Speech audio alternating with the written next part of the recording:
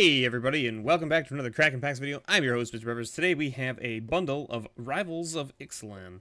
That's right, Rivals of Ixalan. So let's get right into it and see what we can find. This is my first bundle I've ever opened of this set. I haven't opened any other, I haven't even opened a box of this set yet. So I've opened a bunch of pre-release kits. I've opened a bunch of prize packs, things like that. But like, I haven't actually opened... Oh, there's this. There's that fancy thing. And then, of course, you've got this, and we want to keep this book. Because I like to keep at least one of each of these books, so that I can put it in the binder with the collection. So let's get that off to the side. Alright. So there you go. We got a nice little black die there. Can get added to the bin. And, of course, the lands that will be a mix of... Why is that? Well, there'll be a mix of lands from Ixalan and Rivals here, I guess? I would assume. Because I think there are some new lands printed for Rivals. And then, of course, you've got your box, which we'll put off to the side so that we can put some cards into it. Let's do this. Let's see what we find in the first pack. So, now that the set is out, any sweet pulls out there? Who's opened some sweet stuff? I'm curious to know. Has anyone opened anything crazy? Has anyone opened anything not so great? I heard that there's some people out there that have opened up so much product and not even opened up a Kamena yet. So, you know, there's stuff like that. So we got Slippery Scoundrel, then we got Arterial Flow. Then we have this guy, this all-star. This is Thrashing Brontodon. This card is great. He's a 3/4 for 3, which is already just a sweet payoff. Like, a 3/4 for 3 is amazing value. Like, you're lucky if you get a 3/3 for 3 sometimes. So a 3/4 for 3, amazing. And then he has an ability for 1 mana, sack it, destroy target enchantment or artifact. Wow. Wow. Just an all-star. Hey, we got a foil rare. Foil Form of the Dinosaur. This card is, in my opinion, really, really bad. That being said, I did lose to it in a draft the other day. But mainly because he played it after both of us were out of gas, and he was just top decking, and I was just top decking, and any creature I top decked, he just like blew it out of the sky before I could do anything. And I was drawing literally just lands. And so this was just sitting on the table. He was at like, I think 8 health or something like that, and this was just sitting waiting for me to play a creature to kill him. Like any creature deals damage to him because he just has to kill it, and it deals damage to him. So any creature I drew was just basically hitting him for at least damage once each time. And I just drew lands for like 6 turns straight, and then he like finally drew like a 2/2 and just started chipping in on me, and I was just like, wow, this is bad. But the foil rare being in front of the rare means that the rare is a flip card, so let's see what we get. We got a Golden Guardian. This is a card that I originally had passed off as not so great, because I originally was thinking very linear. And the ability is pay 2, and it fights a creature you control, another creature that you control. And if this dies that combat, then you flip it. Right? If it dies that turn, then you flip it. Right? Doesn't have to die from the combat of fighting. It has to die this turn, the turn that it fought something. So in my mind, I was like, well, you have to fight it with something on your team that has 4 power to kill it, to get it to flip. That's kind of burr. Right? Like, that's not so great. Then I realized, no. You could have like a 2/1 on the table or a 2/2 on the table or some just junk creature, like a 1/1 lifelinker, for instance, in like the vampire deck. And say your opponent swings in. You block with this to kill whatever it is they're swinging with, or maybe this dies because it's blocking something that's big on their team. But in response to blocking the big thing, you pay the 2 mana and fight your guy. And so it does like 1 damage to this, but this doesn't die. But then the combat happens and it kills this, so then this comes back and flips. And it flips into a land that just pumps out 4/4 golems. So now you have a more reasonable way to turn this into the land, which in my opinion was the downside, was that turning it into the land was a lot harder than I had originally thought. Or I should say, I thought originally that turning it into its land was going to be a lot harder. It's not. It's very easy. So it moves up the scale. Now, whether it's a good thing or not, it's still kind of it's kind of out, right? For review. One guy played it against me in the pre-release, and I still beat him, even though he flipped it. Now, that being said, I had a sweet combo of dealing 5 damage to his creatures, like, pretty much every turn. So he pumped out a 4/4, and I just killed it every turn. Reckless Rage.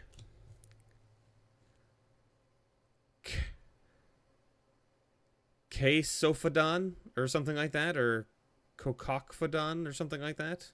Something along those lines. I don't know how you pronounce that. Everdon Champion. Oh, shit! We got a foil mythic in this pack.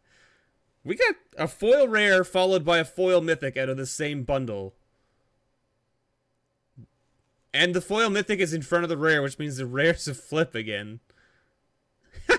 Okay, so foil mythic, Twilight Prophet. This was one of the ones to note in the price list that we just looked at. It's a 2/4 flying vampire for 4. It has Ascend, which Ascend is the new ability that says if you have 10 or more permanents on the table, you get the City's Blessing. Now, that being said, you have to have 10 or more permanents and then a card that has the keyword Ascend to get the City's Blessing. Once you have the City's Blessing, it can never leave you. Okay, then this says at the beginning of your upkeep, if you have the City's Blessing, reveal the top card of your library and put it into your hand. Each opponent loses X life and you gain X life, where X is that card's converted mana cost. This card is crazy nonsense. I had a guy at the pre-release play this card against me and had the friggin' 12/12 Gita gigantic dinosaur. So, you know, he was like, I really want to put him into my hand with this card and make you just eat 12 and I drain you for 12. And I was like, that would be really mean. It never happened against me, but he still beat me. And we got a Journey to Eternity as our flip. Wow. We have hit some very good cards here so far in this bundle. This bundle has been very, very good to us. Here's the City's Blessing token. Just a quick show. So it's like once you have it, you know, whatever. Anyway, so this is an enchantment that says, when an enchanted creature dies, return it to the battlefield under your control. Then return Journey to Eternity to the battlefield transformed under your control. And this adds 1 mana of any color to your mana pool, but for a green, a black, and 3, you can tap it to return target creature card from your graveyard to the battlefield. Very good. I played this card, so this card with this guy is an amazing combination. You throw this card on here on turn 4. You play this turn 3, you play this turn 4, you have a 4th mana, you sack this guy to target this. This dies, this triggers, this comes back to the battlefield flipped, this comes back to the battlefield as a creature. His ability to target this enchantment to kill it fizzles because the enchantment doesn't exist anymore. You now have a mana on the table on turn 4. This card on turn 4. That's right. So those two together, amazing. Amazing. Which is why I left this guy over here. But I played this in my last pre-release, and man, was it an all-star. Because since it puts creatures from your graveyard back into the battlefield, all your ETB effects happen. And ETB is enter the battlefield for those curious. But yeah, like, you just get all your enter the battlefield effects happen from your creatures coming back from the graveyard. It's amazing. Forerunner of the Empire. This is a very good card for the Dino deck. Helps you trigger your Enrage almost every turn, provided you have a Dino in your hand to play. Famished Paladin, a 3/3 for 2. Can't say that that's a bad thing. However, he doesn't untap unless you gain life, basically. That being said, it's very easy to gain life in a vampire deck. So, you know, you got that going for you. Aquatic Incursion, an interesting enchantment for the Merfolk deck, since it makes 2 Merfolk on turn 4. This card, very good for getting to Ascend, because it gives you a permanent for the enchantment, and it gives you 2 1/1 hexproof tokens, which are 2 more permanents. So you get 3 permanents for the price of 1. Very good. And our rare here is Captain's Hook, which is the promo card that came with buying boxes of this set. Equipped creature gets +2/+0 and has menace, and is a pirate in addition to its other creature types. Whenever Captain's Hook becomes unattached from a permanent, destroy that permanent. And its equip cost is only 1. I haven't had a chance to play with it yet. I would assume that it's probably not amazing. This is our first basic land. This is our first basic land because we've had a foil in every pack with a flip card. Is that how this works? They replaced the land slot with the foil? It seems weird. Why is that the case? I thought you were supposed to get a basic land in every one. Have I just been not paying attention and throwing my basic lands off to the side? Seems like something I would do. Our first uncommon, Forsaken Sanctuary. Forerunner of the Legion. Expel from Orazka. And we've got the Tetzemoic Primal Death, which is the Black Elder Dinosaur. The Elder Dinosaurs are all pretty sweet. The red one is crazy. The black one also seems pretty interesting to me. It's a 6/6 for 6 with Death Touch. Seems pretty good. Pay a black, reveal this from your hand, put a prey counter on target creature. Activate this ability only during your turn. When Tetzemoic enters the battlefield, destroy each creature your opponent controls with a prey counter on it. Very interesting. Definitely an interesting mechanic, that's for sure. The whole, you know, reveal it, put a prey counter. I'm like, I revealed this card from my hand. You know I have it now, and it's coming. And when it does, it's going to kill your thing. Very interesting sort of like combination there. Hornswoggle. Oathsworn Vampire. Another Thrashing Brontodon. Very good. I'm glad to see that. I need a couple of those. And then we got a Nezahal Primal Tide. So this is the big boy. 7/7 for 7. That says it can't be countered. You have no maximum hand size. Whenever an opponent casts a non-creature spell, draw a card. Discard 3 cards. Exile Nezahal. Return it to the battlefield tapped under its owner's control at the beginning of the next end step. So he basically avoids removal fairly easily.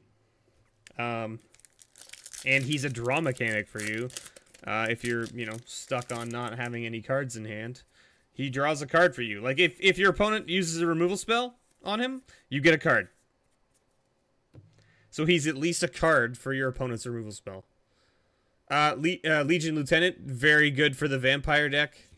Just a captain that gives +1/+1. Pirate's Pillage. Crested Herd Caller. And our rare here, a Seafloor Oracle. Whenever a merfolk you control deals combat damage to a player, draw a card. So he's just a 2/3 merfolk for 4. That makes your other merfolk do some good stuff. Let's see if we can find... This pack was full of removal. Wow. Adzokan Seer.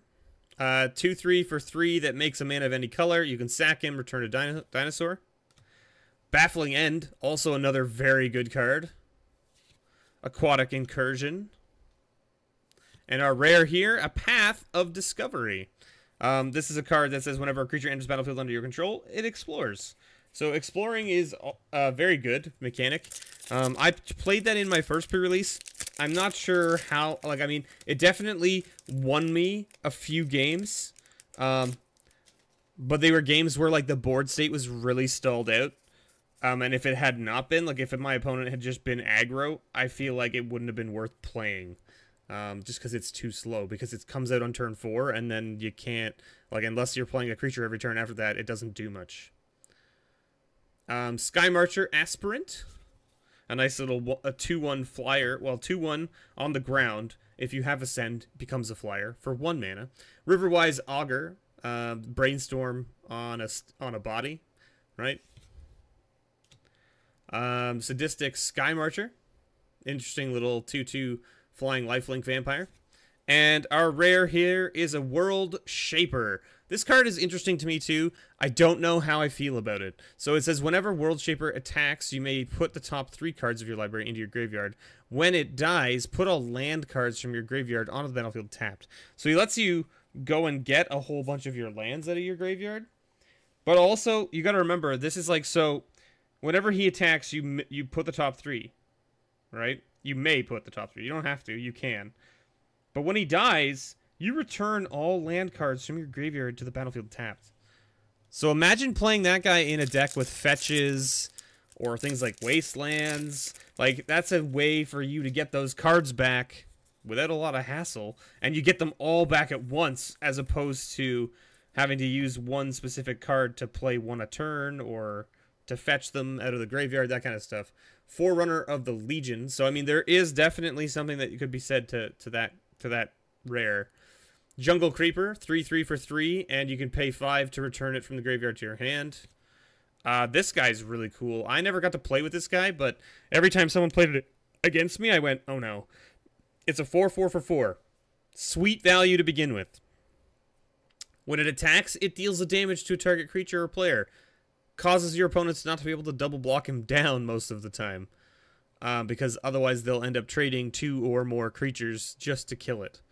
Very good. And we got a Radiant Destiny. This is another card that I needed, so I'm super stoked to see that. This card just seems great for any white token deck. It's a 3-mana Ascend. You choose a creature type.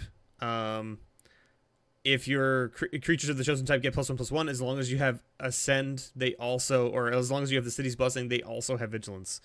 So now you don't have to worry about running things like Intangible Virtue, as well as the one from Avacyn, the 3-mana one that does. So one is tokens and one is non-tokens. This just does everything of the chosen type. And we did get another foil here, a Sadistic Sky Marcher foil. And one pack left. One pack left. This bundle was hot. 3 foils. I guess technically we only hit 1 mythic and it was a foil. So I mean, like, you would hope to hit a regular mythic as well, I guess, but like, I don't know, we hit a foil mythic, a foil rare, another foil. We hit the Journey to Eternity.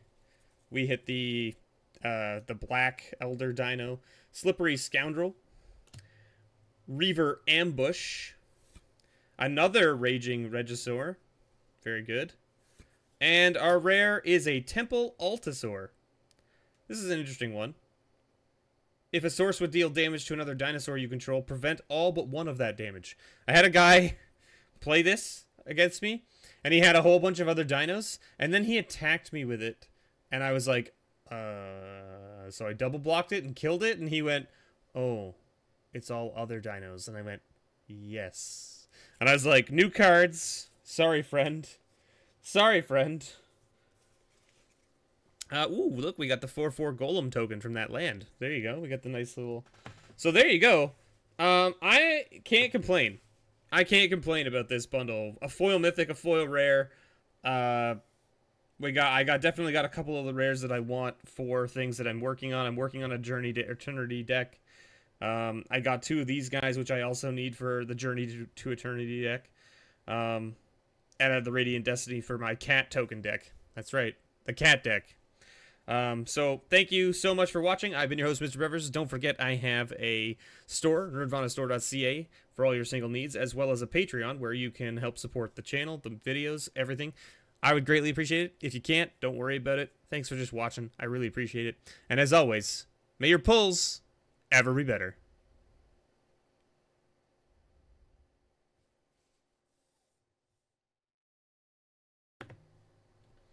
All right.